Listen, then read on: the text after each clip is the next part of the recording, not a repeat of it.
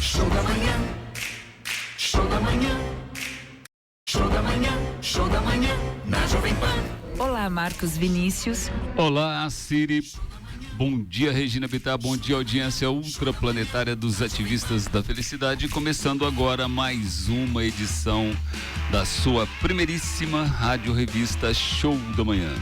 E hoje temos um tema maravilhoso. A felicidade está no ar, sempre esteve desde 17 de fevereiro de 2017, quando iniciamos a jornada dos ativistas da felicidade com o Show da Manhã, sua revista matinal, que traz tudo o que você precisa para ter uma energia elevada, uma frequência maravilhosa e um movimento, já que tudo isso é o que celebra essa dádiva cósmica divina chamada vida.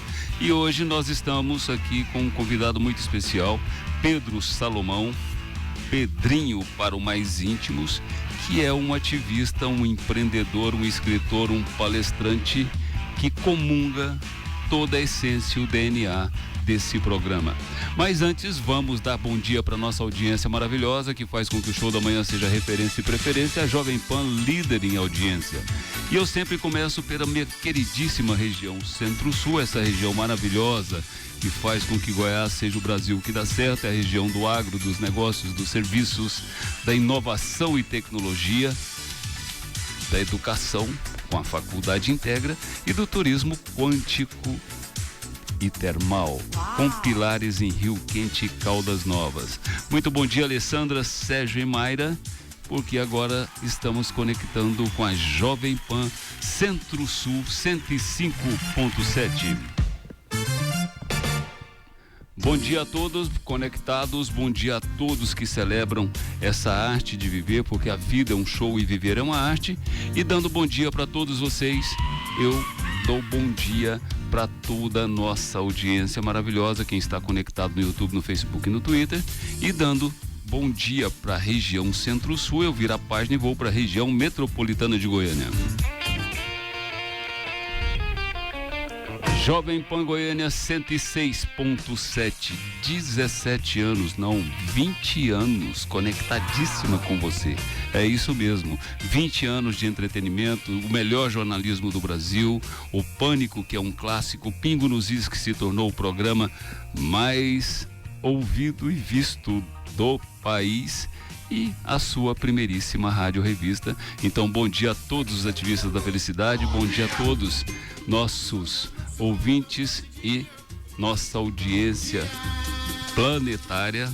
Colômbia conectado, Alemanha conectado, Inglaterra conectado, e se a gente for falar, a gente gasta quase a metade do tempo. Então, bom dia a todos, vocês que estão na web, vocês que estão no YouTube, no Facebook e no Twitter, e quem quiser acompanhar depois no Spotify. Então, muito bom dia a todos, e dando bom dia para nossa audiência, eu dou bom dia para minha ativista que começa o programa comigo, ela que é filósofa, Xoxinha aberta ao novo, Karina Duarte, muito bom dia. Bom dia a todos aqui no Estúdio Marelli, um ambiente que motiva. Bom dia, audiência qualificadíssima do Show da Manhã. Hoje eu fiz um stories falando sobre o poder da clareza, porque quando existe clareza na minha vida eu entendo, então quando eu entendo eu consigo agir nessa direção, e eu espero que no programa de hoje a gente possa ter mais clareza sobre a felicidade e quem sabe começar a nos direcionar naquilo que nos faz feliz como pessoa, como indivíduo, como ser humano. Bom dia. Muito bem, já que demos bom dia para nossa audiência e para nossa ativista, vamos dar bom dia para o nosso convidado, ele que é um palestrante formado em administração de empresa, um escritor, pós-graduado em sociologia política cultural pela PUC, mas tem mesmo na sua plataforma essa maravilhosa energia de ser um ativista da felicidade. Bom dia, Pedro Salomão, popularmente Pedrinho. Bom dia, queridos, que prazer estar com vocês aqui. Gostei dessa ideia do ativismo da felicidade, né? Muito bom. É muito legal isso, porque já que empreender felicidade também é uma, vamos dizer assim, uma paixão e um propósito daqueles que são ativistas, eu começo esse bate-papo porque a nossa audiência, muitas vezes, a gente tem que trazer clareza, como disse a Karina, porque as pessoas confundem ou não entenderam ainda o conceito de felicidade. Isso é um tema muito interessante de ser abordado. E quando a gente fala, e começou o programa há 7 anos atrás, as pessoas falam, não, um bando de louco, não vai durar 30 dias. E o mesmo deve ter acontecido com você. Ah, o cara não deu conta de fazer nada e inventou essa história de empreender felicidade. Resumindo em 3 minutos, como é que foi essa jornada para chegar onde você chegou, meu querido Pedrinho? A gente tem um recorte muito parecido, porque o programa se estabelece no início de 2017, o livro é lançado no final de 2016, o livro Empreendendo Felicidade. Então, estamos conectados em tempo, né, cronologicamente, sobre a discussão da felicidade. A ideia do livro, de forma muito resumida, é colocar a felicidade no centro da nossa vida social, psíquica e biológica. Eu acredito que a felicidade deixa de ser alguma coisa projetada e passa a ser alguma coisa exigida. E isso traz consigo bônus e ônus. A felicidade hoje é uma estratégia. Goste você ou não da ideia de pessoas discutirem a felicidade, ela está perto de você. Você não consegue manter uma relação profissional se as pessoas não estiverem felizes. Você não consegue se manter conectado com filhos se eles não estiverem felizes. Você não consegue manter uma relação conjugal, afetiva, amorosa se as pessoas não estiverem felizes. Isso pode parecer óbvio, mas não é. Há 50 anos atrás, há um século atrás, a felicidade era um bem intangível, material, futuro, projetado nas conquistas que você tinha ao longo da vida. Hoje, a felicidade está mais pautada no ser do que no ter. E a geração que chegou trouxe essa quase que obrigatoriedade da felicidade, que traz consigo uma série de problemas também. O Empreendendo Felicidade é uma tentativa, há quase 10 anos atrás, abordar aonde e como que a gente pode gerenciar essa demanda, muitas vezes excessiva e irresponsável, sobre a felicidade. Então a felicidade é uma estratégia. Ela passa a ser uma estratégia para os negócios, para as famílias, para a relação pessoal. Como que a gente lida com isso? Daria aqui, eu acho que 2 dias de programa. Ou então lê o livro, Empreendendo Felicidade. Então, porque aí tem um tempo, você vai no seu tempo. E você trouxe nas preliminares 3 temas que nós vamos aprofundar durante o programa, mas eu vou trazer a semelhança em um tão pouco tempo que existe entre hoje a inovação tecnológica com a chegada da inteligência artificial e a discussão da inovação do tema da felicidade nos últimos anos, inclusive em referências universitárias em todas as partes do planeta. Os cursos, inclusive, de engenharia da felicidade, de empreendedorismo da felicidade, psicologia da felicidade. Então, a felicidade como instrumento de uma descoberta, de uma nova etapa da humanidade, ela causou tanto impacto, desconforto e muitas vezes crítica, como a IA hoje está sofrendo com o tema da inteligência artificial, que é o medo das pessoas saírem da normose. Porque as pessoas às vezes não param para pensar, Pedrinho, e quando a gente fala em empreender, todo ser humano nasceu empreendedor, porque a jornada da vida já é um empreendimento. Mas isso, os sistemas políticos, os sistemas econômicos, e principalmente com essa nova fase de um neoliberalismo, as pessoas se tornaram escravas sem amos. Porque o conceito do empreendedor é você trabalhar para você mesmo e você virou escravo de você mesmo. E você não tem quem mandar. E você acaba fazendo parte de uma sociedade hoje que, como ela se transformou em sociedade do cansaço, impôs uma positividade que, se você é negativo, se você tem depressão, se você não conseguiu o sucesso, você está fora do processo. Então ela elimina também. E hoje ser feliz é uma agressão. Você está rindo de quê, Pedrinho? Você está com esse clima todo por quê? Você sentiu isso nessa sua jornada, a partir do momento que você abraçou esse tema, essa causa? Porque nós vamos aprofundar para que as pessoas entendam o que é o ser. Porque hoje todo mundo é especialista em ter. Como é que você passou por esse terremoto, esse tsunami, e com essa cara de feliz, cara, esse cara tá abusando de mim. Sua mulher deve falar assim, com tanto problema, você tá rindo de que? Conta aí. Vai, 3 minutos para você.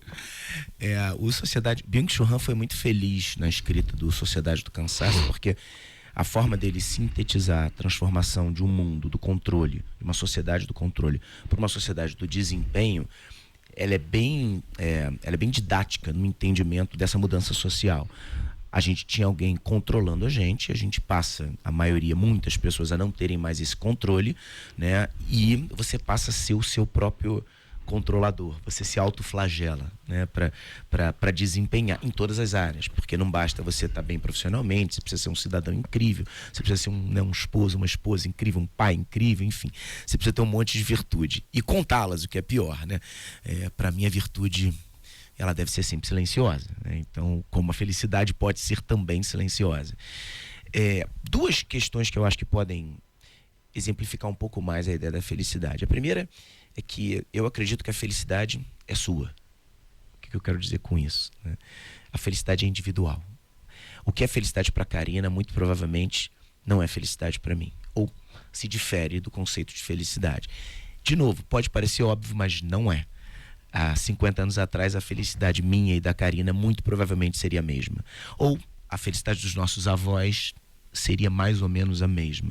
Você tinha uma cartela de opções menor para fazer suas escolhas de vida, vocacionais, suas orientações, né? suas crenças, enfim. Então a felicidade é individualizada. Se ela é individualizada, a gente precisa de mais tempo e de mais interesse pelas relações humanas para poder entender o que cada indivíduo que está próximo da gente quer. E a segunda vertente é que, na minha humilde opinião, a felicidade é sobretudo ordinária. A felicidade está na rotina, está na ordem do dia. Num mundo onde a própria palavra ordinária ganha um significado, que ninguém mais pode ser mediano, ninguém mais pode gostar da sua rotina, todo mundo precisa de extraordinariedade, todo mundo precisa de performances incríveis. A gente esqueceu que por mais que a gente faça o que a gente fizer, se a gente não gosta da segunda-feira, a gente tem 52 segundas-feiras todos os anos, né? Então você não tem como mudar isso. Se a felicidade é ordinária, a gente precisa voltar a nossa atenção para a rotina. Ordinário é aquilo que está na ordem do dia. Como que a gente lida com tantas coisas que estão na ordem do dia? E aí, na pandemia, eu lancei um livro que se chama Valor Presente, que tem o prefácio do meu querido amigo Leandro Carnal. A estranha capacidade de vivermos um dia de cada vez. De novo, aí vou dar uma fagulha de sugestão, o que nos desumaniza, o que nos afasta da felicidade simples é a nossa pressa. A pressa é inimiga da perfeição, mas a pressa é sobretudo inimiga da humanização. Não dá para você ser um pai melhor, um filho melhor, um trabalhador melhor, um operador de som melhor, um filósofo melhor se você estiver com pressa. Então eu jogo de novo, mais um tempero aí, que eu acho que essa pós-modernidade da sociedade do cansaço, do também filósofo Byung-Chul Han, traz para a gente esse olhar para essa pressa que não nos leva a lugar nenhum. Muito bacana. Eu vou chamar um anjo acelerador e vamos ver curiosidades da Karina com Pedrinho Salomão dentro desse primeiro bloco. Eu vou trazer então, educação sempre foi e vai ser a base e o pilar de uma nova cultura cidadã, por isso você tem que estar na Unifazan. É isso mesmo, a Unifazan tem cursos de graduação e qualificação, centro tecnológicos, laboratórios tecnológicos, um centro universitário nota máxima no MEC com professores, doutores e mestres, para você se transformar em um profissional de sucesso, muito bem qualificado, mas um ser humano completo para essa nova etapa da humanidade que requer um quesito básico, a felicidade das coisas. Tem a natureza das coisas e a felicidade das coisas. Então, bora junto para o lugar certo, www.fazan.edu.br e garanta o seu lugar nesse momento que educação é o trampolim para uma nova cultura cidadã. Vamos lá, Karina Xoxin, 1 minuto para perguntar, 2 minutos para o nosso querido Pedrinho Salomão responder. Pedrinho, então se a felicidade é individual, você está me dizendo que eu preciso ter autoconhecimento para entender quem eu sou e o que é felicidade para mim. Eu queria que você explicasse para a nossa audiência como é que foi a trajetória da sua vida de autoconhecimento para você chegar onde você chegou e me dizer qual é a sua felicidade.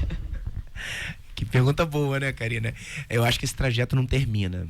A vida, inclusive que a longevidade está aí, a gente não sabe o que fazer com ela, né? Outro dia eu fiz essa reflexão, né? Viver mais para quê? Não numa forma pessimista, mas uma pergunta de fato, né? Para quê? Para onde? O que a gente fará com uma vida mais longeva? De forma muito resumida, eu sou de uma família libanesa. Minha família materna é libanesa e minha família paterna é síria. Eu digo que daí tem 50% do entendimento, né, de uma vida repleta de afetos. Eu também sou o único filho homem e o único neto homem da minha avó. Então sou de uma família recheada de mulheres, o que me ajudou muito a entender os afetos e estar mais atento a eles, assim. E por fim, na minha casa faltou muita coisa, né? Esse ano fazem 20 anos que meu pai faleceu. A gente teve problemas financeiros, a gente teve problema de saúde do papai, mas nunca faltou alegria. O traço biológico conta para você associar. A alegria é um gatilho para a felicidade, né? Você pode ser alegre e não ser feliz, ok. Mas é um gatilho, né? A capacidade de sorrir, inclusive, para os problemas. Então, foi alguma coisa que deixou uma semente. Quando eu olho assim, né, a família, de uma maneira geral, nós todos temos uma certa facilidade para olhar o lado bom da vida. E aí tem outros elementos periféricos que eu acho que sempre ajudam, né? A espiritualidade, eu acho que é uma delas. A crença nos ritos, acho que é importante. A vida, quando você perde os ritos, e eu estou falando de vários deles, né? Você perde um pouco de sentido. A gente tem vida, para citar também um Byung-Chul Han, que escreve um livro maravilhoso sobre o fim dos ritos. Se a gente não trouxer certos marcadores, a gente perde, a gente fica um pouco perdido nessa construção, né, dessa vida que é hoje tão abduzida por tantas mudanças que são feitas de forma tão acelerada. Então eu acho que são alguns desses elementos que me colocam assim nesse lugar. A pergunta inicial, né, se eu sofri algum tipo de, tem a ver com a sua também, se eu sofri algum tipo de preconceito, de questionamento, eu senti pouco, principalmente porque eu acho que a visão da felicidade ordinária ou da felicidade individual, ela foge um pouco da ideia romântica. Então ela desperta mais curiosidade do que crítica, né? Quando você traz a felicidade para um plano mais palpável, né, um pouco mais objetivo e menos associado aos cursos que nascem, né, como foi falado, as filosofias associadas à felicidade, você coloca ela numa seara mais humanizada e mais contemporânea. E eu acho que esse é o nosso desafio, né, o meu, de vocês aqui, de um programa como esse, que é trazer a todo momento a felicidade para essa questão social.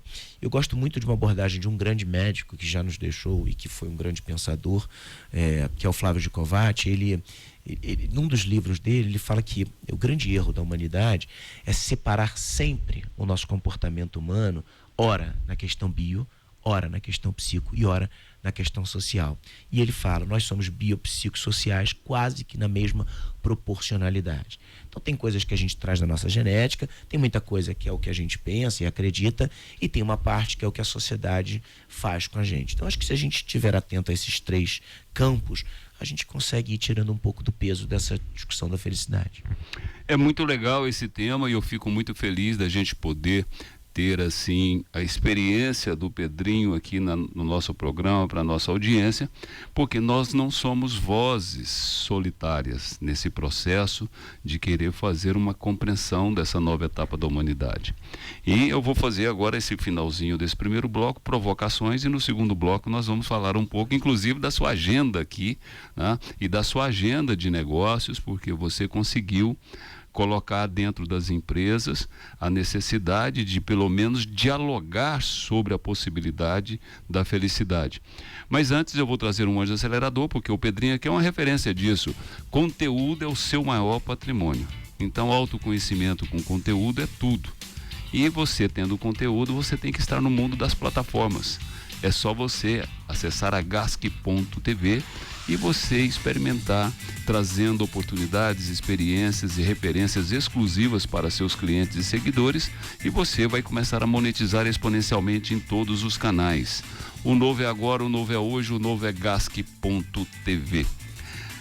Pedrinho, já que nós começamos a falar, eu nunca cito o autor para não ficar provocando que a gente está fazendo propaganda, né? O Byung-Chul Han é o pensador da vez, é o pensador do momento, conseguiu condensar vários, vamos dizer assim, mestres da jornada de tentar entender esse conceito de viver. E viver é uma jornada muito complicada. Ontem a gente teve um programa com o meu querido professor Carlos André, que é uma referência linguística aqui no nosso estado, na nossa capital, e nós trouxemos a reflexão do sertanejo do Guimarães Rosa, com grande sertão e veredas. E as pessoas às vezes leram o livro por obrigação na infância, adolescência e juventude, mas não conseguiram traduzir o que de verdade o Guimarães Rosa queria passar. Ele que falava mais de 11 idiomas, foi diplomata na Alemanha no momento do nazismo, e ele nunca trouxe a expressão fascista ou qualquer coisa nesse sentido. E sertão tem duas conotações, é o seu ser se expandindo, né? E você resgatar a sua essência como você resgatou a sua origem libanesa. E o Biochurran traz no seu ensaio, no seu livro, no seu pensamento da sociedade paliativa, que é a gente negar a dor, a gente negar os conflitos. Então nós estamos numa imposição de um positivismo exacerbado, que muitas vezes a gente entra numa letargia ou numa anestesia que a gente não sabe diferenciar mais nada dessa vida. Então é muito importante a gente refletir sobre isso, porque inclusive hoje não se tem revolucionário porque a gente não sabe administrar conflitos.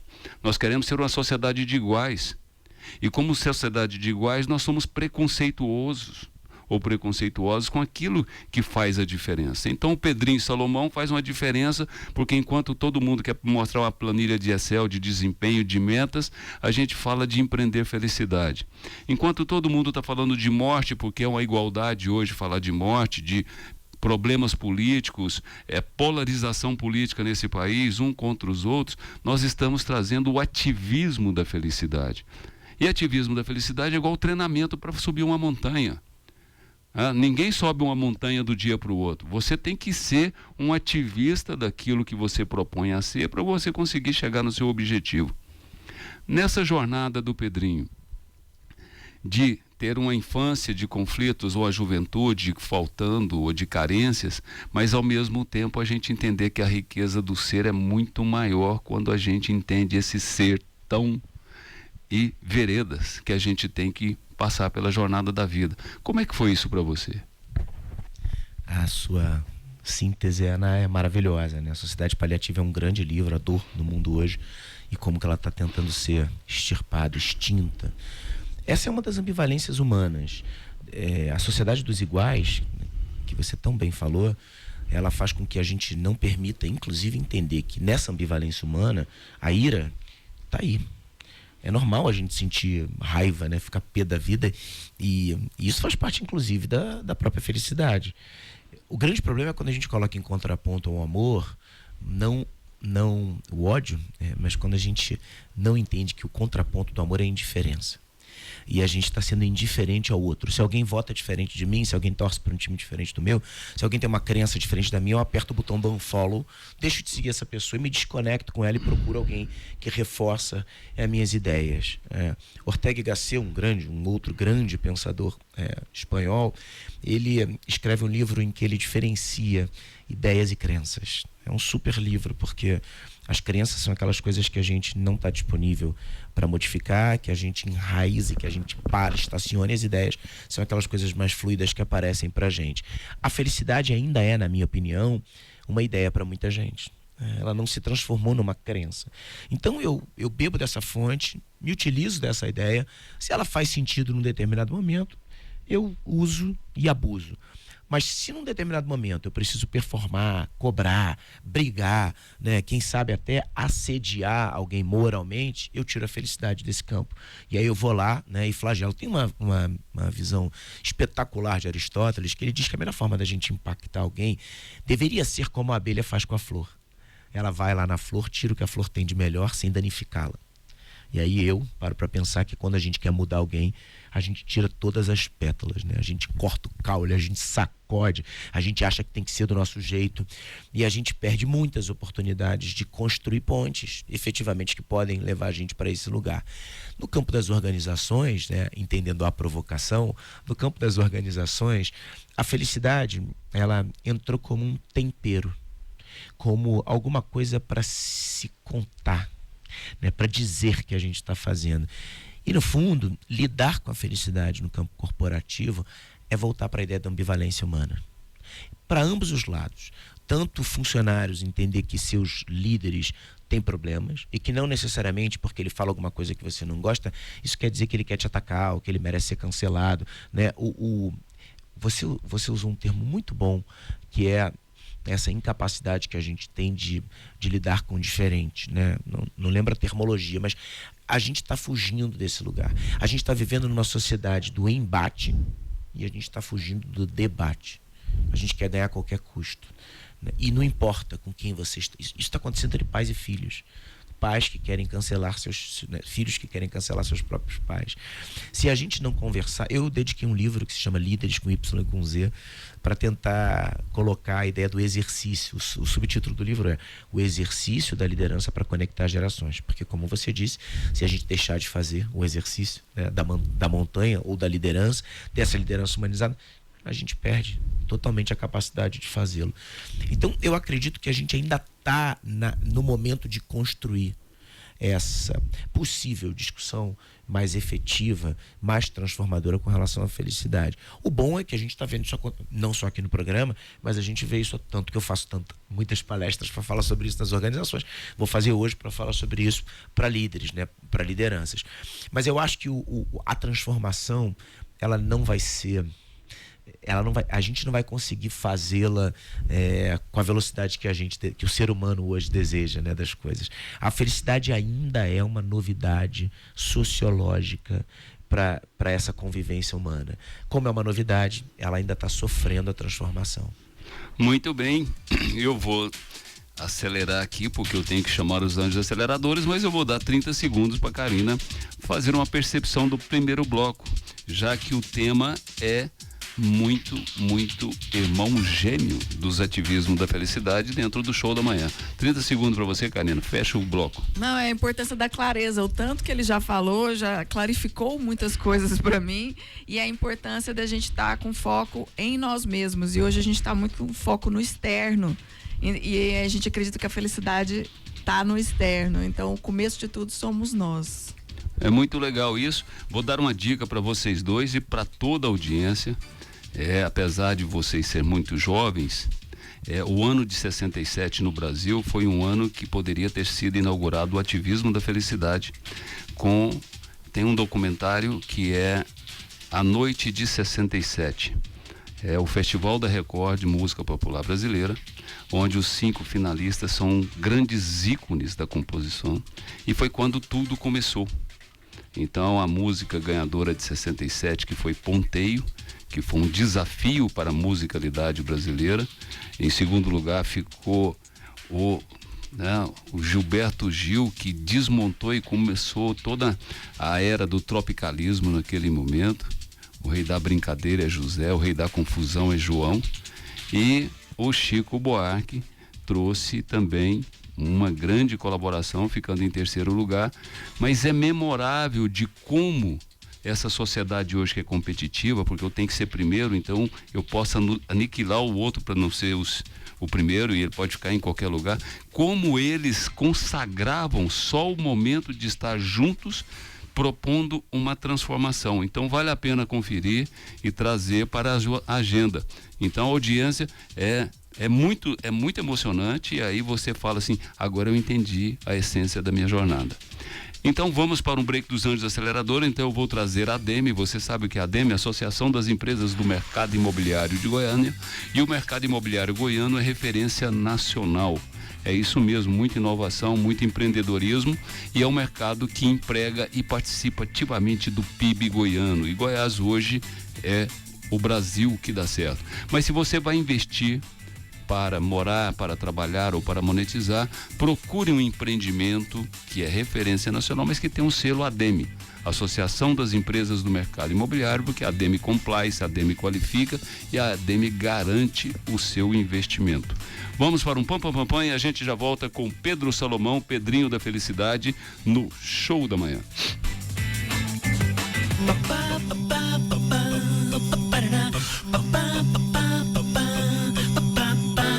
Nós estamos aqui com Pedro Salomão. Pedro Salomão não está acostumado com o ritual do show da manhã, então nós vamos trazer o mantra do dia de hoje, que é do nosso querido Augusto Cury, o psiquiatra mais lido no planeta, no seu livro 365 Dias de Inteligência para você viver o melhor ano da sua história.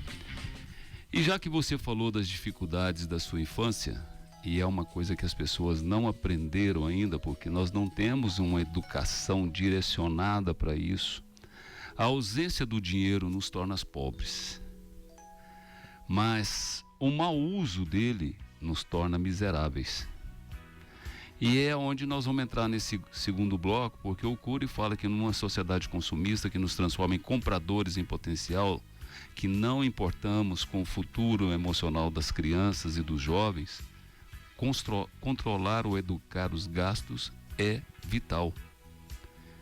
E ter acesso a muito dinheiro e bens materiais pode ser uma desvantagem emocional, porque você vai começar a mendigar o pão da alegria. Então, nesse segundo bloco, nós vamos trazer uma provocação que é a materialização e a coisificação da felicidade. Mas antes eu vou dar bom dia para o nosso ativista que acaba de chegar, Rosenval Ferreira. Muito bom dia. Muito bom dia, Marcos Vinícius. Percebe-se claramente que o mundo está fazendo alguns elos nessa corrente. Tinha uma coisa bonita, toda época, por mais que você queira criticá-la, sempre tem uma coisa bonita, né? Tinha aquele negócio para frente, Brasil, né? Fazer um elo de uma corrente para frente, felicidade. E eu vejo aqui que o nosso Pedro Salomão, né, muito simpático, com a cartela de cores assim muito agradável aos olhos, né? Fez um livro interessante que evidentemente a gente vai falar sobre isso aqui no transcorrer do programa. Muito bem, nós vamos falar sobre muitas coisas, porque além desse ele tem vários outros e nós vamos tratar do tema. Então, nesse segundo bloco eu queria abrir com a materialização e a coisificação da felicidade. Vou te provocar, assim que a gente abordar esse tema, sobre a sua paixão, que é uma paixão nossa, que você começou também a jornada numa rádio Ibiza. Olha que nome maravilhoso, né? Que recorda aí um momento muito especial de uma celebração de uma praia que se tornou ícone, né? E a gente fecha esse bloco com a sua agenda hoje como palestrante para um grupo de líderes e CEO. Então, eu começo, o que quer dizer hoje, Pedro Salomão, dentro da sua visão, da jornada, dos livros, dos ritos, a materialização e a coisificação da felicidade? A gente podia substituir com aquela ideia, com aquela máxima, né? Aquela pergunta, se felicidade se dinheiro traz felicidade. Eu acho que nas necessidades básicas traz. Você ter o mínimo para sobreviver com dignidade, obviamente, te leva para um projeto possível de felicidade. Mas o que a gente vê na lógica, generalizar é sempre muito perigoso, principalmente numa questão como essa, como a gente disse, que é novidade, que está sendo construída. Mas é muito difícil você ver alguém com excessos, por exemplo, materiais ou com excessos financeiros que experimenta a felicidade. O excesso, na maioria das vezes, ele está associado a uma compulsão, né? E quando você tem compulsão por alguma coisa, você se desconecta de várias outras. A felicidade também, perigosamente, é construída muito no outro, ou no que a gente fornece para o outro, como a Karina de forma brilhante disse, esquecendo que ela precisa estar aqui dentro. Falando objetivamente do excesso, quantas pessoas que se preocupam em fazer doações para erradicar a fome da África, mas não conseguem sentar com seus filhos para jantar? Quantas pessoas que conseguem falar e ter uma comunicação incrível, por exemplo, através dos livros, das palestras, mas não consegue mudar a vida do porteiro do prédio, que todos os dias pode receber um sorriso seu. E aí a gente volta para a ideia da felicidade ordinária. A gente volta para a ideia da rotina como construto principal, primordial de qualquer outro projeto. Se você não consegue fazer o básico, se você quer arrumar o mundo, mas não consegue arrumar o seu quarto, se você quer erradicar a fome do planeta, mas você não consegue cuidar da fome espiritual, como Augusto disse, né, ou afetiva dos seus filhos, se você não consegue lidar com aquilo que você tem que fazer, se você é um especialista em se preocupar com um monte de coisa que não aconteceu ainda, mas não consegue se ocupar de coisas efetivas, não faz sentido. De que adianta eu ter como prerrogativa deixar um mundo melhor para os meus filhos, o que daria muito trabalho, imagina, né? Eu que sempre fui mediano, que nunca quis ser extraordinário, construir um mundo melhor para o Bento ou para a Maria. Mas eu posso deixar filhos melhores para esse mundo. O que eu estou fazendo no que eu posso fazer? Então, quando a gente estabelece essa conexão com o nosso protagonismo, vou usar uma palavra perigosa, né, que o protagonismo virou uma dessas palavras mágicas, mas quando a gente lida com essa responsabilidade que a gente tem, com quem está aqui à nossa volta no estúdio, por exemplo, agora, a gente começa a acender ou começa a acelerar alguns gatilhos que podem construir uma vida um pouco melhor. Muito legal, mas então vamos curiosidades dos ativistas. Você que chegou agora, Rosenbaum, 1 minuto para perguntar, 2 minutos para o Pedrinho responder, curiosidade com o tema. Pedro Salomão, você que é casado com uma psicóloga, não sei se eu te dou parabéns ou os melhor pesos sentimento, você... Mas você disse algo muito importante aqui, que você trabalhar num universo onde tem mulheres, e você até citou que o leão é o rei da selva, mas quem caça é a leoa, não é? No seu livro. E você falou sobre entender o universo das mulheres, inclusive até a TPM delas. Está no seu livro, né? Eu vejo uma necessidade muito grande das pessoas, por exemplo, fazerem o que você está dizendo e lerem revistas femininas, que eu assino elas, para entender o universo das mulheres. Eu achei magnífico, queria que você falasse um pouco sobre isso, sobre essa capacidade que as pessoas precisam entender as mulheres, que hoje nós estamos aí num limbo que os homens estão meio perdidos e as mulheres estão numa outra posição. Queria que você falasse sobre isso. Agora eu tenho que controlar o tempo, 2 minutos para você. Piscão. Ótima pergunta. O mundo é salvo pelo belo. No fim de tudo, você falou da beleza de algumas gerações, de todas as gerações, e o mundo é salvo pelo belo, seja o belo dos afetos, seja o belo da arte, seja o belo do cinema, seja o belo do comportamento. E quem detém melhor essa capacidade de cuidar do belo é o feminino. Ponto. Então quem salva o mundo é o feminino. No meu caso, eu tive essa prerrogativa, né, de conviver com essa abundância feminina. E eu acho que a gente precisa equacionar essa discrepância que hoje acontece por conta das desigualdades que se teve e que se propõe ter de novo, para um lado ou para o outro. Na hora que a gente conseguir fazer essa mistura, esse bem bolado do que vem de cá do feminino, do que vem de cá do masculino, e colocar isso numa zona de conforto, de ajuste, a gente acelere muito as mudanças. Isso acontece dentro das famílias, né? Isso acontece dentro da educação de crianças. Eu tenho um menino e uma menina e eu sei o quanto existe diferença nisso. Colocar todo mundo nos iguais, que é a primeira reflexão que você trouxe aqui, é muito perigoso. Perigoso, inclusive, quando a gente fala de gênero. E a gente está tendo hoje um excesso, né? Não de cuidado, mas a gente levou o extremo do que foi falado aqui também, né? Essa polarização, ela ocupou todas as cadeiras possíveis. E aí, quando você tem alguém que quer discutir de forma afetuosa isso, não se consegue mais. Eu escrevi um último livro que se chama O Naufrágio dos Afetos, em que é um livro que só é possível de ser escrito a partir do meu olhar para o feminino. E eu digo lá no livro que o cuidar dos afetos, o entender dos afetos, tão necessário nesse mundo que experimenta a analgesia coletiva do Byung-Chul Han, esse extirpar da dor, acontece no feminino. Então o feminino, mais do que interessante, ele é fundamental, é uma pedra fundamental para que a gente construa essa nova sociedade. Muito legal. Vamos lá, Karina, curiosidades então com o Pedrinho, 1 minuto para perguntar, 2 para responder. Falando do belo, né, que tem a ver com o feminino também, a gente percebe que as emoções é que trazem o belo na vida, que colorem a vida. Todas elas, não tem uma melhor do que a outra. Elas têm frequências diferentes. E eu vi que você mencionou que saber gerenciar essas emoções e essas sensações tem muito a ver com a felicidade. Explica para nossa audiência. Exatamente. Os afetos estão sendo remediados. Os bons, a gente experimenta dopamina. Para as alegrias, a gente quer postar, compartilhar, experimentar os likes como um remédio que endossa essa nossa felicidade. E para as dores, a gente quer um remédio de prateleira. A gente toma remédio para dormir, tem gente que toma remédio para acordar, tem gente que toma remédio para dormir, para acordar, para performar. E a gente não consegue mais experimentar o afeto sóbrio. A gente não consegue mais, diante da nossa lucidez, experimentar um afeto. Eu conto que, algum tempo atrás, o Flamengo, meu time do coração, foi jogar uma final de Copa do Brasil no Maracanã. A decisão foi para pênaltis. E eu disse pro meu filho, que é jogador de futebol e é flamenguista alucinado, que eu não iria assistir os pênaltis. Meu filho ainda era cabeludo, eu mergulhei no peito dele os meus olhos e não vi a decisão de pênalti. O ídolo da vida dele, meu querido amigo Felipe Luiz, perde o primeiro pênalti e eu acho que tudo foi por água abaixo. Bom, eu não estava com telefones, nem com... porque eu não tinha capacidade de ver mesmo, não foi porque eu estava praticando, né, o desapego. E aí no último pênalti, quando o Flamengo foi campeão, pênalti do Rodinei, né, quando o Flamengo é campeão, aquela emoção toma conta do meu filho e eu, por não estar conectado, por estar lúcido e sóbrio, por ter mergulhado a cara no peito dele, eu tô olhando para ele. E eu começo a ver o Bento gritar, né, e chorar. E eu parei, o estádio para mim ficou completamente umbreu, eu só consegui olhar pro meu filho, porque pela primeira vez eu estava vendo meu filho chorar de emoção, na íntegra.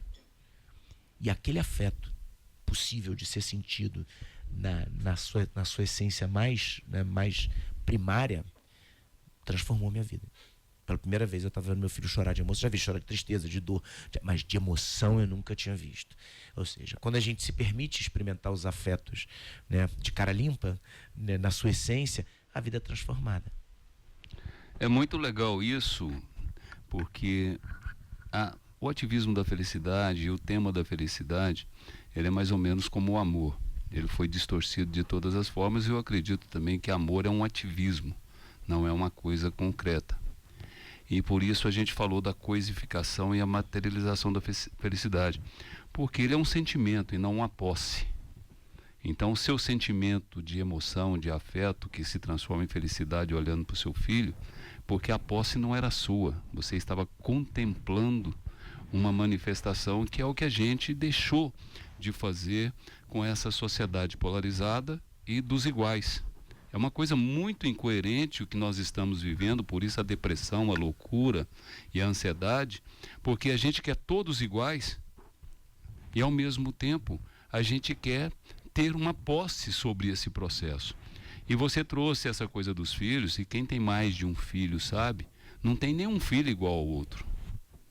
Então a sua manifestação de relacionamento, além de ser um de cuidado, de um respeito profundo, porque cada um também vem com sua missão de alma, jornada e uma série de fatores para se adaptar nesse cenário. Tá? Mas as pessoas querem nivelar. E nós estamos vivendo essa polarização justamente porque se alguém não está nivelado, não serve. E essa desigualdade transformou o outro em um inimigo. E você falou a questão do belo, e muitas vezes o que é o belo? É como a gente pergunta o que é felicidade.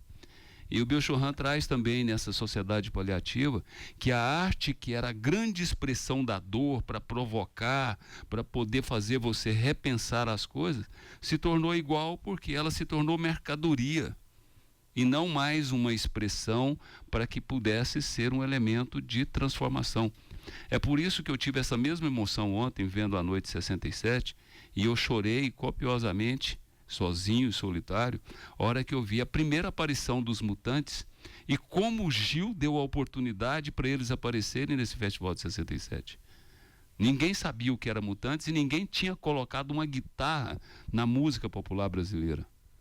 E semana antes tinha uma passeata com alguns líderes, alguns artistas contra a entrada da guitarra na música popular brasileira. Então são coisas que hoje, quando a gente fala de felicidade, as pessoas falam, como é que você quer pôr felicidade no negócio? Como é que você quer pôr felicidade em onde tem que bater metas? Que acredita que metas não correspondem à felicidade. Então é muito importante para a audiência entender que a felicidade é um sentimento que faz parte da jornada na vida, como a tristeza, como a ira e o ódio. Tá? E é muito interessante isso porque às vezes a gente está lendo, obtendo uma série de informações, mas não compreendendo.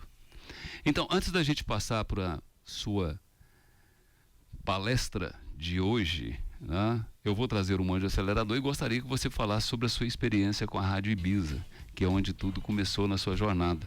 Tá? Mas eu vou trazer um anjo acelerador porque saúde é o seu maior patrimônio e você sabe, você tem que se cuidar, você tem que fazer check-up, fazer exames e você sabe que para ter um exame confiável para você e seu médico, O endereço certo é o Laboratório Núcleo, que tem equipamentos de última geração, inteligência artificial, mas tem gente cuidando de gente. E agora o Núcleo facilita ainda mais, porque trouxe o Centro Médico Núcleo, onde proporciona consultas com especialistas qualificados por um preço muito acessível, e você ainda sai com os exames laboratoriais. Pensou em exame, Laboratório Núcleo. Pensou em cuidar da sua saúde, Centro Médico Núcleo, cuidando da sua família, da sua saúde e de todos os goianos. Então vamos lá, tem o Rio que passou em sua vida e a Ibiza que faz parte da sua vida. Como é que é isso, Pedro? Sou portelense, gosto dessa música do Paulinho. O Rio que passou em minha vida. A Rádio Ibiza foi o começo da experiência empresarial, não empreendedora, porque a gente precisa também separar a ideia do empreendedorismo, né, associado a se abrir um negócio. Abrir um negócio é empresariar. Você pode ser um grande empresário e não ser um empreendedor. Você pode ser um grande empreendedor sem nunca ter aberto um negócio. A gente precisa de empreendedorismo desde que nasce, né, como você muito bem falou. E a Rádio Ibiza foi essa experiência empresarial e empreendedora também, uma aceleração da experiência empreendedora. A gente criou algo novo, e tudo que é novo gera curiosidade. A gente fez uma primeira empresa no mundo, e a gente foi surpreendido quando a gente soube que era no mundo, que fazia e que faz identidade musical. A gente começou a construir trilha sonora para as marcas.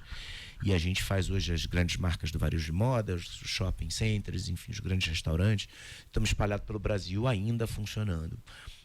Coisas que são muito legais da Rádio Ibiza. O campo da inovação me abriu a possibilidade, o lugar de fala. Hoje a gente usa muito essa expressão, para que eu pudesse falar sobre inovação. E toda vez que eu tinha que falar sobre inovação, eu me pegava falando sobre pessoas que acreditaram, pessoas que fizeram.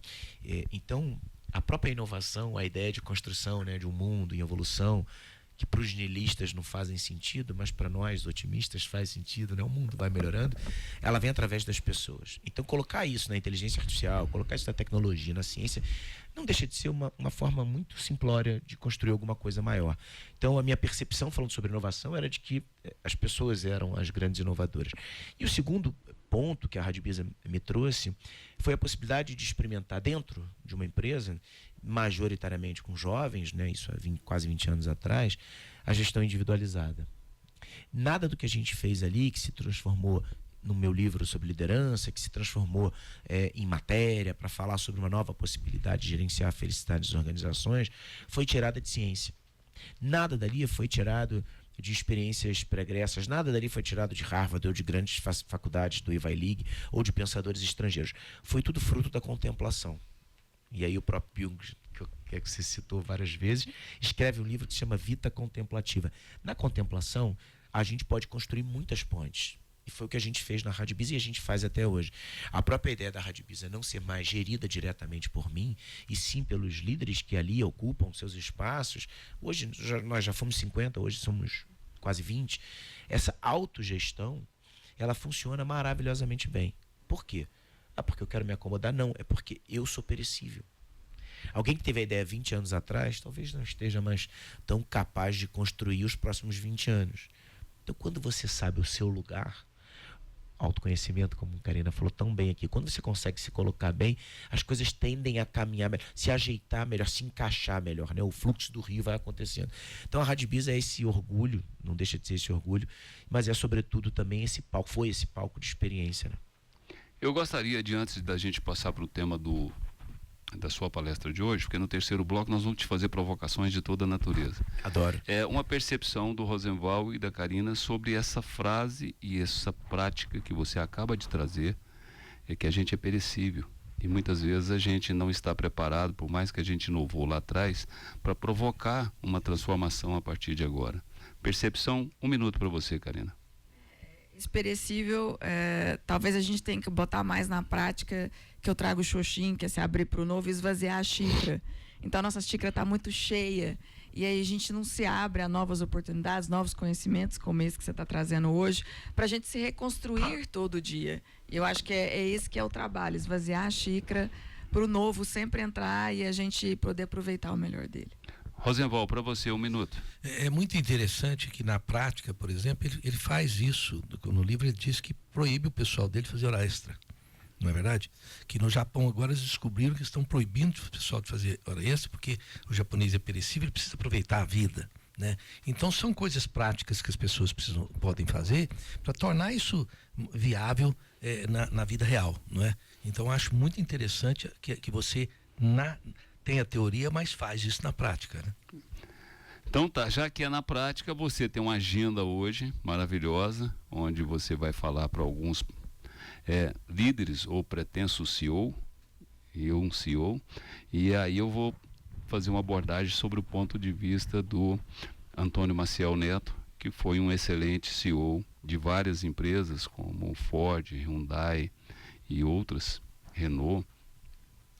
E ele fala que ninguém nunca ensinou para ele a ser CEO.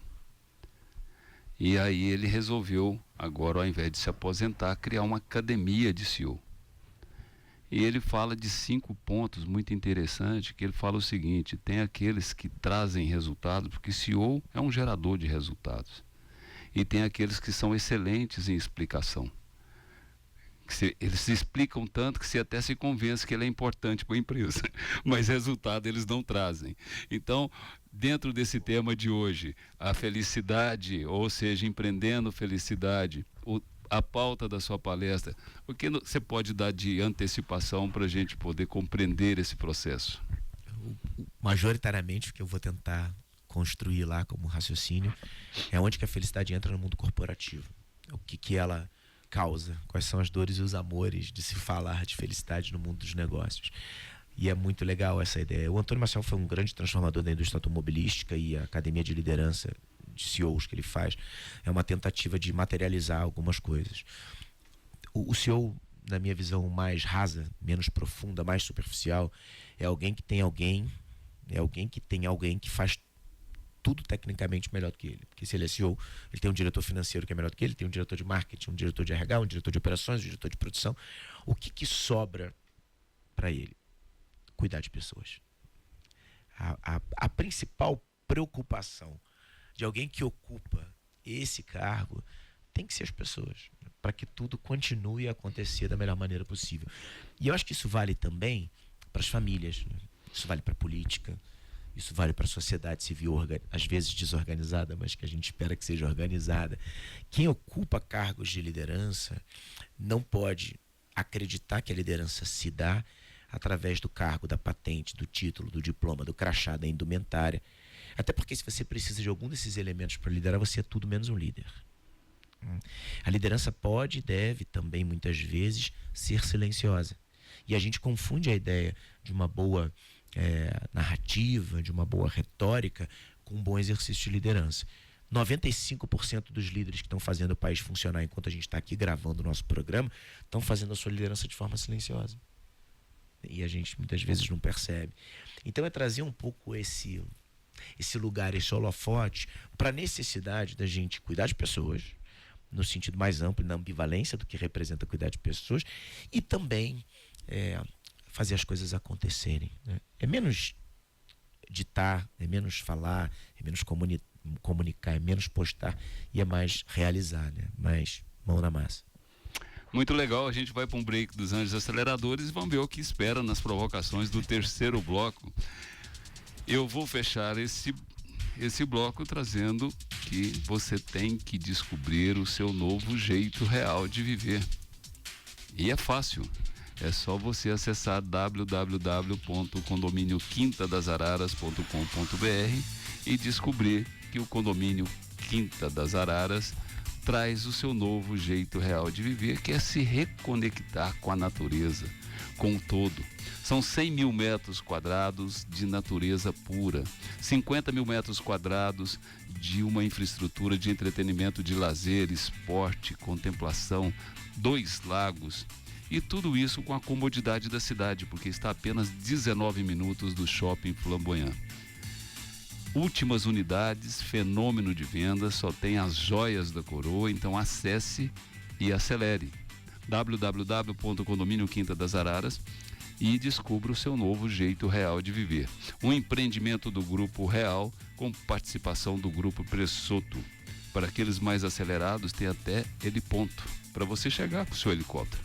É isso mesmo. Condomínio Quinta das Araras, depois dele os outros são os outros. Vamos para um pam pam pam pam e a gente já volta com o terceiro bloco com Pedro Salomão, Pedrinho para os mais íntimos, e o homem que é um ativista da felicidade. Não dá nem para nombrar ele ativista da felicidade, vai ser o CEO dos ativistas da felicidade. Toca aí, Piscão.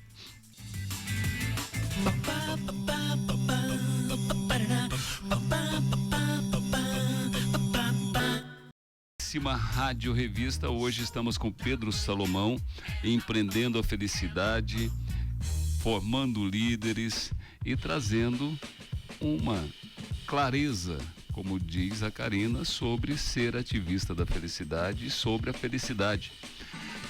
Eu vou fazer com que esse terceiro bloco, ontem os nossos participantes do programa, onde a gente falou sobre Guimarães Rosa e o conservadorismo resgatando a cultura brasileira, porque as pessoas não sabem o que é conservadorismo. Assim como você trouxe o ordinário, as pessoas traduziram o ordinário, transformaram o ordinário numa coisa que é para te desqualificar e não a ordem do dia.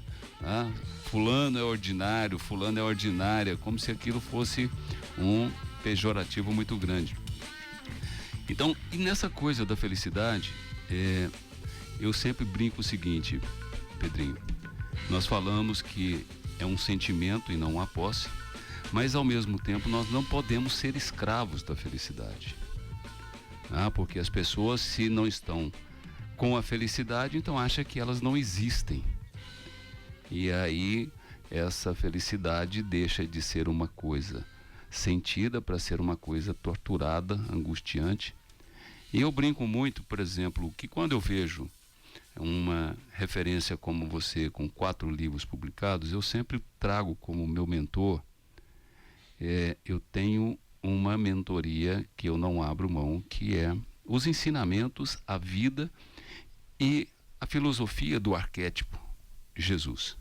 Se ele existiu ou não existiu é outro departamento, mas o conceito e essa narrativa que ele trouxe do ativismo do amor, e onde ele não procurou templos, onde ele não procurou o poder para exercitar, ele sempre procurou as pessoas que vêm de encontro, que é transformando que você vai começar a transformar os demais, e ele passa a ser uma semente que germina, porque ele passa a ser um multiplicador. E a brincadeira do CEO, a gente podia ter um céu, né? Não um CEO. Porque o Jesus foi um CEO naquele momento para um grupo de pessoas. Ele não entrou no detalhe, ele não mandou, ele queria que as pessoas dessem o seu melhor. E quando eu vejo aqui que você começa empreendendo felicidade em 2016, líderes com Y e Z, o exercício da liderança para conectar gerações, que foi em 2018, o valor presente, a estranha capacidade de vivermos um dia de cada vez em 2020, e naufrágio, que é o naufrágio dos afetos em 2023, daqui um pouquinho você alcança o Bill Churran, né? Mas assim, de uma profundidade muito interessante, porque o naufrágio dos afetos é o naufrágio dos sentimentos, é o naufrágio da vida, né? E essa história de liderança, por exemplo, o Bill Churran traz uma crítica muito forte nessa modernidade que ele já está chamando de hipermodernidade, que a gente trocou a experiência de formar líderes por uma experiência momentânea de ter classes de coach para a gente poder não compreender a vida e sim a gente igualar a todos na vida. Então, com esses livros publicados, o que te potencializou para você ser o que é hoje, para você entender os processos, e que cada livro desse reflete o seu momento dentro dessa sua jornada. 3 minutos para você. O Empreendendo Felicidade abre as portas do pensamento público, e de ocupá-lo com material eterno, porque o livro é alguma coisa que fica. E a felicidade como estratégia, ela tem como pano de fundo a chegada das gerações Y e Z nesse processo. E eu sinto a necessidade de escrever um livro dedicado exclusivamente a essas gerações, e daí nasce o Líderes. O Líderes é com Y e com Z, né? Ele é um livro que fala sobre a chegada dessas gerações e como o modelo de liderança, na minha opinião, pode e deve sair de uma matriz muscular e cerebral. Líderes eram aqueles que usavam a força ou que tinham as ideias e o pensamento e a erudição. E a gente passa para um modelo de liderança que, se não é mais muscular e cerebral, ele é cordial. Líderes são aqueles que sabem usar o coração, não no sentido fofo, bonitinho, mas no sentido de lidar com os sentimentos. E aí o Líderes acabou que virou manual de liderança para algumas empresas do Brasil e acabou me colocando no lugar de pensamento também para falar sobre liderança. Depois eu tenho um senão, uma vírgula, né? Então 2 livros muito positivos, o Empreendendo Felicidade e o Líderes, que falam de forma otimista sobre uma visão de construção de um mundo baseado nos afetos, mas tem um senão. Aonde que a gente para? Qual é a lombada dessa história? A pressa. A pressa que nos desumaniza, a pressa que faz com que nós não consigamos viver o agora. A gente vive um excesso de futuro a todo momento, angústia. Angústia nada mais é do que excesso de futuro. E ora, a gente vive um excesso de passado. Gente que sempre tem consigo a ideia de que os tempos idos eram melhores do que os tempos vindos e que na minha época era melhor. O excesso de passado nada mais é do que o remorso e o ressentimento. A gente se esqueceu do nome diz, né? Presente. Então, o Valor Presente é um livro que nasce para falar sobre o tempo, sobre como que a gente precisa se reconectar com o tempo. Esses 3 livros fecham uma tríade, né? Que fala das 3 prerrogativas básicas da contemporaneidade. A felicidade, esse novo modelo de liderança, esse protagonismo cordial, a ideia dos afetos e a pressa como essa lombada. E aí eu me permito, depois disso tudo, aí entrar no campo da Karina, da filosofia, e de pensar nesse naufrágio dos afetos. Se a pressa nos desumaniza, a nossa incapacidade de experimentar os nossos afetos faz com que nós sejamos zumbis. A gente está vivendo mais tempo com menos significado, com menos significância, com menos, vou usar uma palavra que eu não gosto, mas com menos propósito, que é uma palavra perigosa, né? Muitas vezes ela restringe mais do que te abre possibilidades. Então, esses 4 livros trazem uma visão contemporânea, da pós-modernidade, com todas as suas nuances. E agora, o livro que está sendo escrito se chama Liderança Silenciosa. E o subtítulo é sobre fazer mais e falar menos. Por quê? Porque eu percebi que todos os modelos de liderança atuais estão sendo construídos em cima desse mundo do ruído, do barulho, onde a gente fala sem parar e a gente não consegue escutar. Sequer perceber quantos líderes à nossa volta fazem a roda girar e o mundo andar. Inclusive com relação à felicidade. Quantas pessoas que têm o básico que conseguem experimentar uma ideia de felicidade muito maior do que quem tem excessos. Quem tem excesso de conhecimento, quem tem excesso de bens materiais, quem tem excesso de capital. Então, as minhas construções, elas tendem a ser uma visão, todas elas contemplativas, poucas, quase nenhuma referência bibliográfica, técnica, é contemplativa. E o que hoje me abastece, que é uma das perguntas, né, e que é a grande transformação do primeiro livro para os atuais, são os meus filhos. Sem nenhuma demagogia. Mas viver em abundância, poder viver em abundância, a relação com os meus filhos e dos meus filhos com os outros, com os amigos, me traz um bálsamo, né, de otimismo para entender que a gente sempre tem gerações incríveis. A gente é que dá pouco. A gente entrega o que a gente tem de mais miserável, né, e a gente espera colher dos outros a melhor das suas árvores frutíferas. Não vai. Você entrega a sua miséria, você vai receber do outro miséria. Então a gente precisa entregar mais. Muito legal. Vamos chamar um anjo acelerador e vamos ver aí provocações curiosas dos nossos ativistas com Pedro Salomão, já que o tema é de uma profundidade elegante. A profundidade elegante é aquela que não te agride, é aquela que você pode tentar compreender e até não entender, mas você está sintonizado com ela. Eu vou chamar então viver é essencial. O que o Pedrinho está tentando dizer para nós aqui, que viver é essencial. Morrer também, mas viver é essencial, já que ninguém quer morrer, faz parte da jornada. E já que viver é essencial, você tem que sempre buscar a forma de você ser feliz.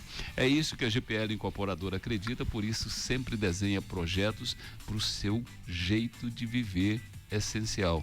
E agora traz aqui na Nova Suíça, que é o bairro onde está a Jovem Pan, é um bairro que ainda guarda a essência de como Pedro Ludovico sonhou essa capital, que é uma É um bairro de vizinhança, de ruas largas, arborizadas, padarias. É tudo para você viver aquilo que é essencial para você.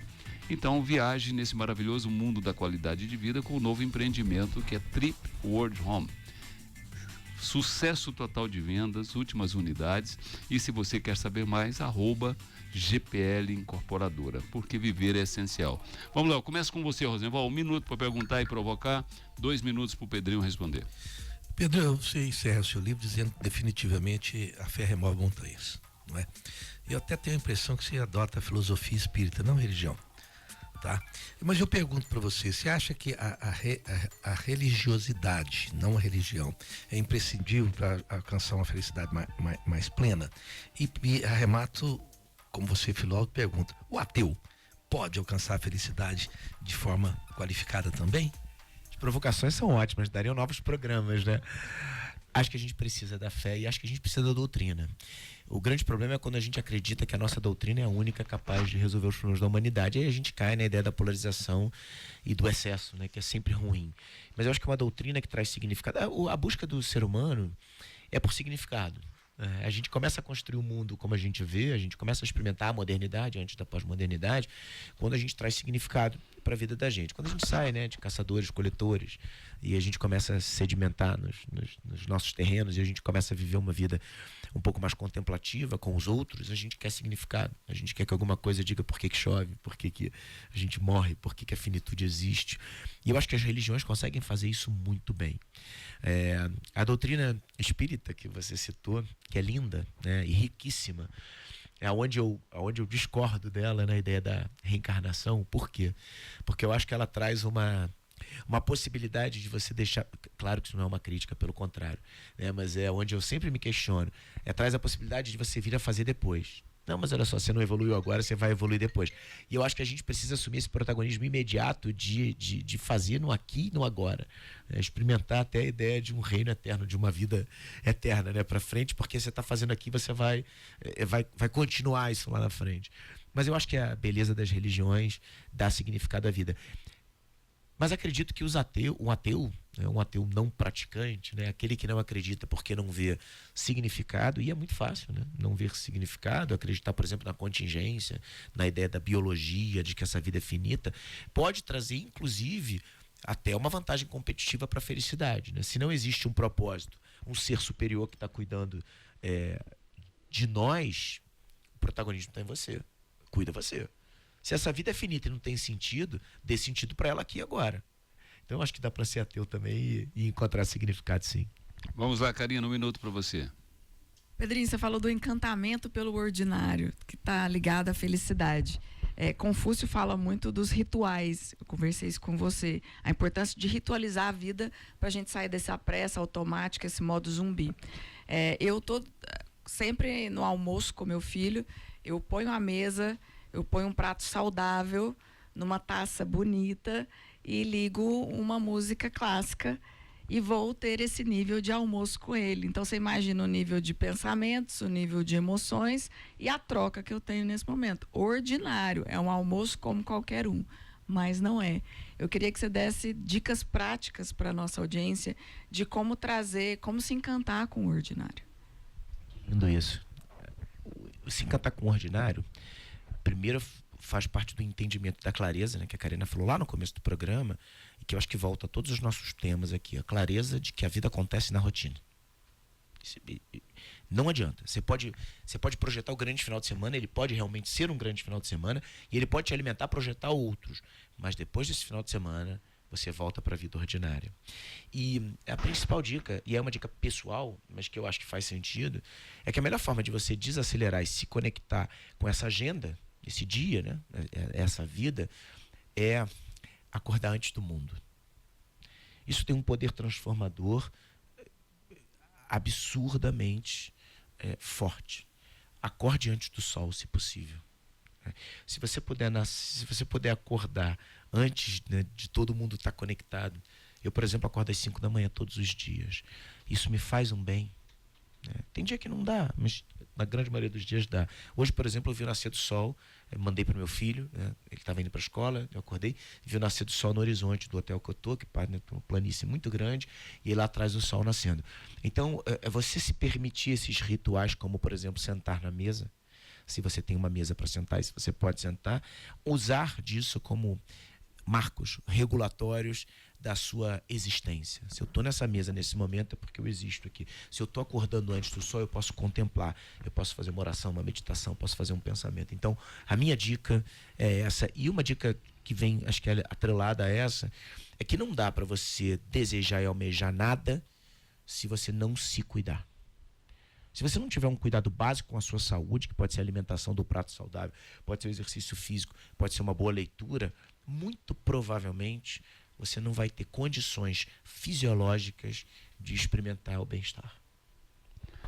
É muito interessante e provocar é um ato de tentar despertar, porque a gente vive, como disse meu querido Chico Buarque numa canção de 1967 chamada Roda Viva, tem dias que a gente se sente como quem partiu ou morreu. Porque a imposição desse mundo, como ele está, dentro dessa hipermodernidade, ela faz com que toda a agenda seja contrária a tudo isso que nós estamos falando aqui. Então é por isso que muitas vezes as pessoas têm essa anestesia e essa letargia de entrar na normose, porque o cara pega um ônibus às 5 em qualquer bairro, um pouco mais afastado de periferia, e ele não é tratado como ser humano porque ele vem exprimido e ele acorda antes do mundo estar conectado. Mas ele vem exprimido trabalhar em alguma outra parte da cidade sem nenhum tipo de carinho emocional. Os meios de comunicação se renderam a todo esse processo e o sensacionalismo midiático depressivo é que faz a pauta do dia a dia da população. E a gente acaba virando pequenas ilhas ou pequenas bolhas dentro desse processo todo. E muitas vezes as pessoas se transformam em CEO para poder comandar processos e ter status do processo, e não para dividir experiência ou acrescentar nas pessoas. Então, quando a gente tem propostas, e não propósito, que eu também acredito que proposta é uma palavra muito perigosa, de estabelecer, de fazer do seu ponto de vista e de sua vida uma referência daquilo que você acredita, e os seus livros trazem isso, a sua proposta traz isso, o seu dia a dia, o seu ordinário traz isso, é muito interessante para poder ser o que a gente chama de espelho. O que muita gente às vezes não consegue nem olhar no espelho hoje em dia, porque ela não consegue se ver. E aí a gente tenta fazer com que esse mundo seja um universo individual, já que todo mundo colabora para o individualismo. Então, nessa jornada de vida, que parece ser extremamente longa, mas ela é muito breve, ela só parece, fica esse presente angustiado com o futuro, e fica esse presente saudoso do passado, porque eu era feliz e não sabia. Tem uma frase de Gaveta que é muito perigosa também, da gente ficar vivendo no passado. E eu acredito que o exercício do presente é a gente viver a nossa presença. As pessoas confundem o que é o presente, o que é o agora. O agora é você despertar pela sua presença, porque você vive de verdade esse momento. Você não tem nenhuma garantia, nenhum certificado que à tarde você vai estar aqui. Nós estamos aqui de manhã. O que move a gente é a fé e não a crença. E quando a gente fala em religiosidade, a gente acaba de fazer uma pesquisa agora para entender o processo do comportamento da cabeça do goianiense dentro de uma esfera. Por que as pessoas não têm sentimento de pertencimento com a cidade, não têm sentimento de pertencimento com as pessoas?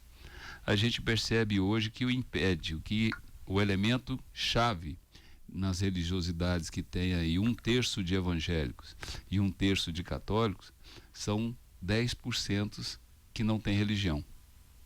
Ele impede o crescimento dos dois lados e eles resolveram assumir uma independência religiosa. Não estamos falando que eles assumiram uma independência de fé ou de espiritualidade, mas eles não comungam, porque o cara que trouxe isso recusava os templos, e hoje eles disputam o conceito dos templos, quem tem o maior templo para receber, né?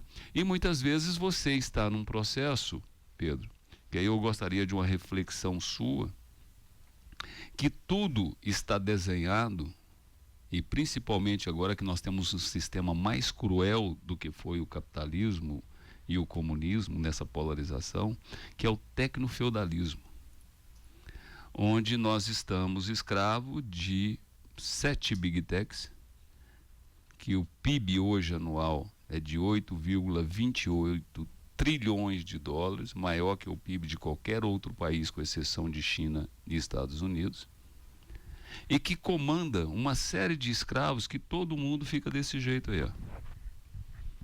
E é uma máquina sem nenhum sistema, onde você trabalha 24 horas como sendo um algoritmo ou um dado. E aí eu te pergunto, o que será de nós daqui a 10 anos? Ótima pergunta, eu vou ser provocativo. Eu acho que o que a tecnologia e principalmente as mídias sociais trouxeram de possibilidade, não estou dizendo de usabilidade de como a gente tem feito, mas de possibilidade, é extraordinariamente capaz de nos humanizar. Acho de verdade. A capacidade que eu tenho de estar aqui com vocês e ter, há 3 horas atrás, ter feito uma vídeo chamada com o meu filho e ter visto o uniforme que ele separou para jogar no jogo da tarde, é extraordinária. O encurtar distâncias ou me sentir mais íntimo da Karina, porque eu comecei a segui-la anteontem, sei lá, ontem, né? E dei uma bisbilhotada na vida dela, é maravilhoso. Me aproxima para ter uma relação aqui e agora, né? Que provavelmente, talvez seja única, né? Eu espero voltar outras vezes, mas que a priori será única, deu mais intensidade. O grande problema é que a gente tende a olhar para o lado ruim, como vocês já falaram aqui algumas vezes, né? Com as notícias. A tecnologia é extraordinária para a gente mostrar os nossos mundos, para a gente ser dono da nossa opinião, para a gente compartilhar coisas positivas. O grande problema não é a tecnologia, é o que o algoritmo faz com ela. Já que a gente gosta de uma tragédia, o que vai aparecer mais é a tragédia. Já que a gente gosta da visão pessimista, o que vai aparecer mais são os pensadores pessimistas. Mas a gente pode mudar essa lógica. Está na nossa mão dizer para o algoritmo o que a gente quer ver. Então, eu não tenho nenhum tipo de preocupação, né, futura dos próximos 10 anos com a tecnologia. Eu acho que a gente vai se adequar a ela. Eu já observo, como alguém que olha muito para gerações mais novas, porque eu escrevo sobre elas, eu já vejo um certo equilíbrio nessa usabilidade. Então, quase todos os jovens que eu conheço dos seus 18, 19, 20, 21 anos, por exemplo, não tem nenhum tipo de encantamento pelas mídias sociais, tem pela comunicação rápida que elas oferecem, ou as mídias ou os aplicativos, mas por ela em si, a grande maioria não faz muitas postagens, a grande maioria está mais observando, usando aquilo como pesquisa. Então, eu não tenho nenhum tipo de preocupação com essa tecnologia. O que me preocupa um pouco mais é como que a gente vai, como que nós construiremos essa visão positiva para tanta coisa boa que está acontecendo. Alguns historiadores tentaram fazer isso. Hans Rosling fez isso no seu Factfulness, né? A vida baseada em fatos. E ele prova que através dos fatos o mundo é muito melhor do que o mundo que a gente vivia lá atrás. Rutger Bregman, que é um outro historiador maravilhoso que escreve Humanidade, ele fala sobre como que a gente vive o melhor mundo de todos os tempos através dos dados. Mas a gente não consegue fazer com que o algoritmo coloque para a gente esse tipo de visão. Então, a ideia do copo mais vazio, do copo cheio, Karina foi brilhante quando ela falou do excesso. A gente tem tentado hoje achar nessas mentes superlotadas, no que eu chamo no valor presente, perigosamente, né? Vou fazer aqui um pedido de entendimento para que não descontextualizem. Eu chamo isso de obesidade intelectual. A gente já tem mentes superlotadas, todos nós, e a gente acha que o desafio dos tempos atuais é ajambrar espaço para que entre mais informação, mas não é. O desafio dos tempos atuais, como a Karina falou, não é encher as nossas mentes, é esvaziá-las. O que a gente tira que não faz mais sentido para que aí sim entrem coisas novas, ideias e crenças, como a gente falou lá, né? Ideias que possam virar crenças. Só que a gente não está experimentando isso. Então, eu fecho essa reflexão dizendo o seguinte: a gente vive no melhor mundo de todos os tempos. Eu não preciso, né, nem evoluir aqui nisso. A gente tem vacina, a gente tem tecnologia, medicina de ponta, a gente tem um milhão de coisas para melhorar a nossa vida. O ser de conveniência está desse tamanho. Essa mesma tela que a gente está conectado resolve a maior parte dos nossos problemas. Quem lembra o que era uma fila de banco aqui? Vocês nem sabem disso, meninas, mas a gente já enfrentou fila de banco. Você perdia uma manhã inteira, se não um dia inteiro, para pagar uma conta para resolver um problema. Hoje o app faz tudo isso. E o que você está fazendo com esse tempo que sobra, que você gastaria lá? Esse é um protagonismo que é seu, não tem jeito. Então, se eu tenho mais conveniência, eu vou gastar o meu tempo inteiro no scroll, né, sem nada para fazer, ou eu vou pegar esse tempo e vou ficar mais com os meus filhos. E vou poder, né, assistir um jogo dele de futebol. E vou poder almoçar com uma louça bonita. E para quem não pode ter isso, a maioria da população brasileira, eu vou usar a tecnologia ao meu favor, né, para quem sabe estudar durante esse trajeto de ônibus, quem sabe baixar um podcast, quem sabe ver um aplicativo gratuito, quem sabe assistir um programa como esse no YouTube. Então, a caixa de ferramenta está disponível para a gente. A gente está usando? É um outro programa. Maravilha. Eu tenho que fechar o programa, mas um programa que pena que traz, é uma pena mesmo, porque a gente poderia ficar aqui mais umas 2 horas celebrando o ativismo da felicidade e a experiência de vivenciar e praticar todo esse ativismo. Percepção do programa, Rosenval, 1 minuto para você. Magnífico, como sempre. E hoje aprendi coisas a respeito de nós mesmos. Por exemplo, Karina Sochin, eu faço isso sozinho. Que você faz com seu filho, faz questão de fazer esse rito. E aprendi do Marcos Vinícius, me tirou até minha vergonha, porque eu vi recentemente a Elis Regina cantando no festival, e eu me emocionei tanto que eu chorei, falei, cara, eu tô ficando emotivo demais, eu preciso parar com isso. Então, você dando esse depoimento seu, me confortou em saber disso. Então, a gente aprende todo dia com esse programa, e eu acho que esse aprendizado é que nos torna felizes e mais vivos e mais punjantes na beleza do mundo, né? Vamos lá, Karina Sochin, percepção do programa. Pedrinho, muito obrigada pela sua presença, pela sua entrega aqui. A gente aprendeu muito, tá alerta ao excesso, né? Tá alerta à pressa, que faz com que a gente viva uma vida zumbi, e viver mais o presente, apreciar, te modelar, contemplar mais e aprender com essa contemplação. Às vezes não é o artigo científico, é seu filho ali que se você estiver conectado, você aprende muito com ele, e isso é felicidade. Muito bem, vamos lá, Pedro Salomão, Pedrinho, 3 minutos para você falar o que ainda não falou, mas quer falar, e a audiência quer escutar, para a gente fechar. Muito obrigado pelo convite, uma delícia, né? Um papo matinal, às vésperas de um encontro que eu vou ter aqui nessa cidade que sempre me acolhe bem, para a gente falar de felicidade. Fazendo pequenas ressalvas aqui, né? A gente em momento nenhum fez uma ode à ideia de que a felicidade ela é simples e fácil de ser alcançada. A gente também não falou aqui, nenhum de nós, de que a felicidade está numa prateleira e pode ser comprada, né? O que acontece muito hoje. E importantíssimo dizer que se tem alguma coisa que pode e deve estar associada à felicidade, é a labuta, é o trabalho, né? Vocês falaram do festival de música, eu vou voltar para essa década incrível de 60, 70. Gonzaguinha tinha uma música maravilhosa que chama Guerreiro Menino, que ele fala, né? Um homem se humilha, se castra nos seus sonhos, seu sonho, sua vida, a vida é o trabalho. E sem o seu trabalho o homem não tem honra, e sem a sua honra se morre, se mata. Não dá para ser feliz, não dá para ser feliz, não dá para ser feliz, não dá para ser feliz. Ou seja, a gente precisa produzir, né? A gente precisa trabalhar. A gente não cura essa pressa nociva e patológica com um ano sabático, com excesso de calma, porque não dá. Mas a gente pode colocar no lugar dessa pressa velocidade. O veloz é aquele que sabe o tempo que ele precisa gastar para executar um processo. Ele é alguém que gosta do processo. Ele só atinge a velocidade se ele conhece o processo. Então a gente não pode confundir a velocidade com a pressa. A velocidade é aquela que permite que a gente se adeque, que a gente se adapte. A velocidade cognitiva de lidar com as novas ideias, a velocidade emocional de lidar com os novos sentimentos. O veloz é aquele que tem tempo, inclusive, para sorrir. Ao contrário do apressado e do atrasado, que acha que a sua falta de tempo é culpa do outro e do mundo. Então, eu acho que a gente pode fazer essa percepção. E como você citou, né, Cristo como um exemplo, o grande erro da Igreja Católica, da qual eu comungo a fé, de colocar o Cristo como um guia espiritual místico, porque ele, como filósofo, foi genial. Eu gosto muito da ideia de que o encantamento que a mim abastece não necessariamente é do Cristo que ressuscitou os mortos, mas é do que trouxe alegria para os vivos. O dos milagres a gente vai discutir isso, né? Agora, aquele que exemplificou de forma filosófica 2000 anos atrás alguma coisa que a gente agora está achando que é novidade, né? Talvez tenha sido um dos maiores gênios, né, do pensamento que habitou esse planeta, né? E amar o próximo é uma dificuldade nossa nesses tempos polarizados, né? E amar como a si mesmo. O que você quer dizer? Você precisa se gostar primeiro. A Karina falou a todo momento aqui nesse autoconhecimento. Então, a gente volta 2000 anos atrás, em Aristóteles, a gente volta em Platão, a gente volta em Confúcio, um pouco menos, né? A gente volta a Cristo, e a gente percebe que essas necessidades humanas, elas não mudam.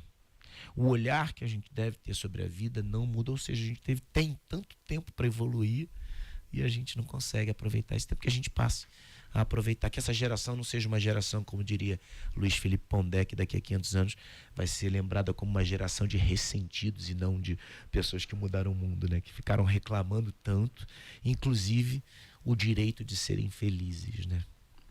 Muito legal. Então a gente tem que fechar o programa, estouramos aí, mas está tudo valendo porque somos ativistas da felicidade.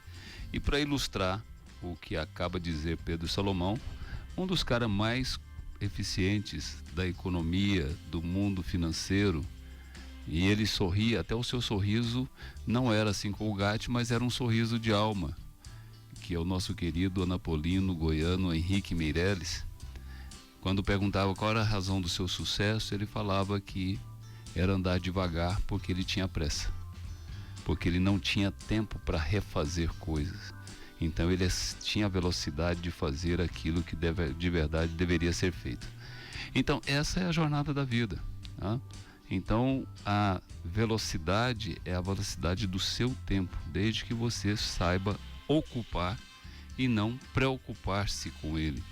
Então esse é um dos mandamentos do ativismo da felicidade. Quero agradecer muito a sua presença aqui hoje, que você seja muito bem tratado na nossa cidade, que seja uma palestra com muita energia e ativismo da felicidade, que possa acrescentar na vida de todos, para que a gente possa tentar juntos somar para fazer um mundo melhor, ou pelo menos que a gente compreenda qual o nosso papel nessa jornada. Quero agradecer muito a nossa audiência, que faz com que o Show da Manhã seja referência e preferência. Agradecer os nossos ativistas Rosenval, Karina, a nossa equipe, ao Piscão, a Nauália, ao Paulo, a Alessandro Sérgio e a Mayra em Caldas Novas.